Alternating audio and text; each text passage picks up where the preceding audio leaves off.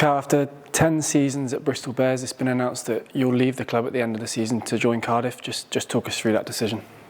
Yeah, like you said, 10 seasons at the club. Signed when I was 18. Kind of devoted my whole life to this club, and it will always be the most special place to me. But I think it's a part of my career, part of my life where the move to go back to Cardiff, where I'm born, where my family are, it just feels right at the moment, and forever be so grateful to this club, to this city. But yeah, I think it's the right time in my life, my career, to make that step. More than 150 games, more than 1,000 points. When you signed as an 18-year-old, could you have imagined that you'd achieve that much here?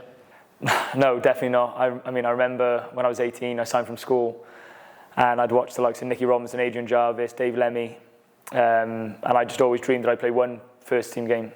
So 10 years down the line to play 164 games, and like I said, score a few points as well is, yeah, it's just something I can't really get my head around right now. I'm sure in 5-6 years when I retire, whenever it is, I'll be able to look back and just have amazing memories of this place and my career. Some huge moments along the way, starting off with that championship playoff final where you were thrust into the limelight as a fresh-faced academy player, Challenge Cup final wins, finishing top of the Premiership. What are the moments that stand out?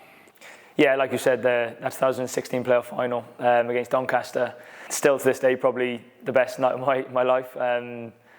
Just all the fans running on the pitch afterwards. We'd been waiting so long to get back into the Premiership, so many near misses, and then to finally get it over the line there. And like you said, I wasn't expecting to play at all. Injuries happened, and Andy Robinson and Sean Holly and Jockey backed me. And yeah, it was just one of those nights where everything went right for me, and just seeing my mum and dad's face, my sister's face after the game was just so special. It'll live me forever. This club has been such a huge part of your life. There must be loads of people here that you're keen to thank. Yeah, 100%. This building, this place is so special.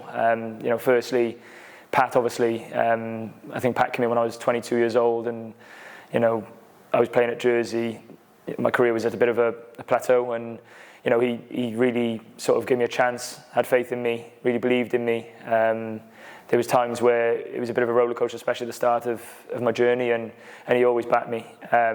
So I'll always be grateful to Pat, the Lansdowne family, Chris Boy.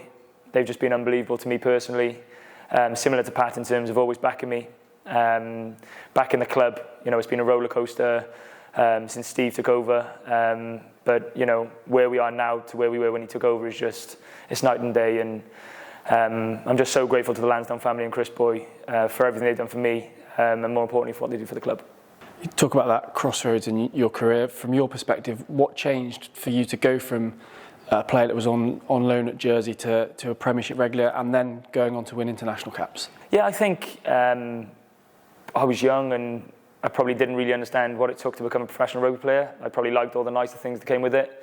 But then when Pat came in, Conor McPhillips, it was a real sort of mind shift for me. They kind of made me understand what was needed from me, what was needed from a fly half to be able to sort of run a team. So yeah, I definitely see being a professional rugby player in a far different light than when I was a 22-year-old boy. I definitely think they helped me turn from a boy to a man. Also Sean Marsden, he's been with me right from the age of 18 when I came in. He is a mentor to me, a life mentor, rugby mentor. He's a club legend, and for me to be able to spend every day with him is really special. And finally, the supporters. We're speaking the weekend after a sold-out West Country derby at Ashton Gate. How special have the fans been in your journey? They're amazing. I'll always remember, like I said, that Doncaster playoff final when they took over the pitch, and just the feeling of running out at Ashton Gate when you're in the change rooms about to run out and you can just hear the Bristol chant. It's just so special. I believe they're the most passionate, loyal fans in the country and the world, as far as I've come across. I'll miss on a Sunday morning going to Sainsbury's and having my feedback from the fans, positive and negative, but I take it all on board. And they're amazing people. I just think Bristolians are great, and I love them all dearly, and I'll really miss them.